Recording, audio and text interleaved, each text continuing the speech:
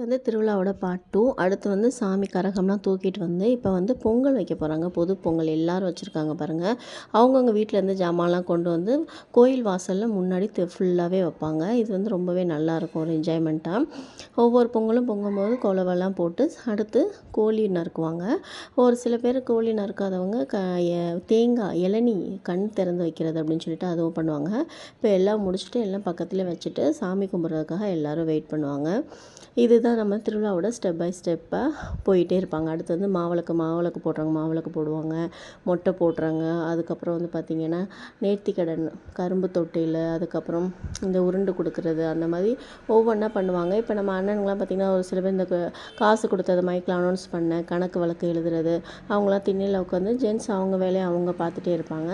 Side by side பார்த்திங்கன்னா பெண்களும் அவங்களோட வேலையை வீட்டில் உள்ளது எல்லாமே பண்ணுவாங்க. இது வந்து கொட்டடிக்கிறது, ட்ரம்ஸ் அடிக்கிறது அப்படின்னு சொல்லுவாங்க. இப்போ எல்லாம் தயாராகி முடிஞ்சு சாமி எல்லோரும் நல்லா இருக்கணும், அவங்கவுங்க குடும்பத்தில் உள்ள பிரச்சனைகள்லாம் சொல்லி எல்லாம் நம்மளுக்கு எல்லாம் தீர்ந்துடணும் அப்படின்னு சொல்லுவாங்க. நம்ம ஐஸ்கிரீம் குச்சி ஐஸ் இல்லாமல் நம்ம திருவிழா முடியாது. அடுத்து நம்ம பார்ட் 3ல் சந்திப்போம். இந்த மாதிரி விஷயங்கள் பார்க்க மறக்காம பேஜை சப்ஸ்கிரைப் பண்ணி ஃபாலோ பண்ணிக்கோங்க. குச்சி ஐஸ், பால் ஐஸ், சேமியா ஐஸோடு நம்ம முடிச்சிடலாம். பாய்.